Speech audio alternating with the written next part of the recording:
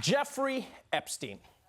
Over the past week, you've probably seen his name everywhere. Newspaper headlines, your Twitter feed, and obviously the sex offender registry. And if you don't know Jeffrey Epstein, think R. Kelly without the melanin or the talent, and a lot more organized. Former high-flying financier Jeffrey Epstein was indicted today on charges of sex trafficking involving underage girls. Federal prosecutors say Jeffrey Epstein created a network of dozens of victims, some as young as 14, who he sexually abused at his estate in Palm Beach, Florida, and mansion in New York City. The FBI raid on the mansion uncovered sex toys, a life-size female doll hanging from a chandelier, and hundreds of lewd photos.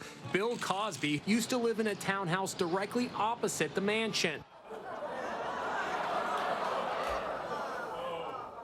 I don't know who's writing real life now, but this story is insane. First of all, that this hedge fund billionaire got away with running an underage sex ring for years. And secondly, that he lived right across the road from Bill Cosby. Like, I don't know who the neighborhood watch is, but they're doing a shitty job. Like, seriously, how do two major sex criminals buy houses across the road from each? Like, what are the chances, huh? Is there a filter on Zillow that I'm unaware of? Is there? There's like fireplace, secret sex dungeon. Oh, and doorman, definitely doorman. Like, I'm sorry, Bill Cosby and Jeffrey Epstein on the same street. Talk about a dangerous neighborhood. Like, they could do a whole season of Law and Order that just takes place on that block. Just that block.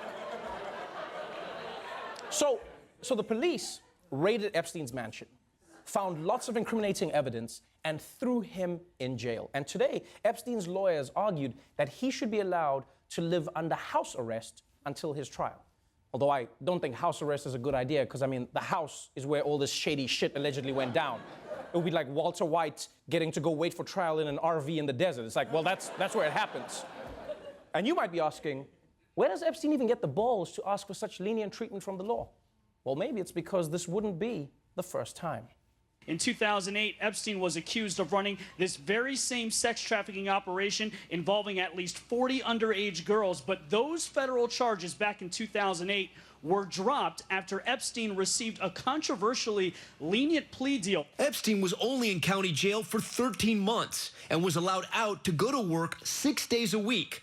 I'm sorry, everything is shady about this deal. Yeah, what is the right reaction there?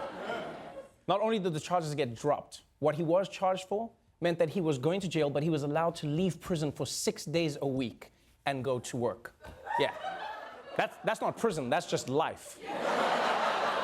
You go to work every day, and then Sundays you stay in. The only difference is he was living rent-free.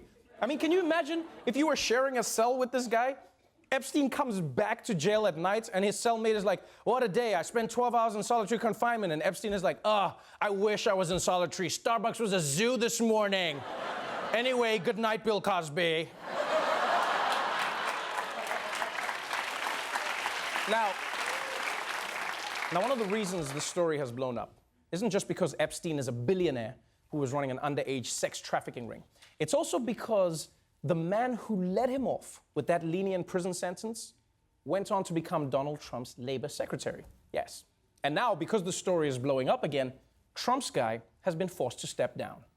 The fallout from Epstein's case reached the White House Friday. Labor Secretary Alexander Acosta resigning his cabinet position after Acosta faced mounting pressure for his role in negotiating a controversial plea deal with Epstein as a U.S. attorney in Florida more than a decade ago. President Trump accepting the resignation while praising Acosta. This was him, not me, because I'm with him. He's a tremendous talent.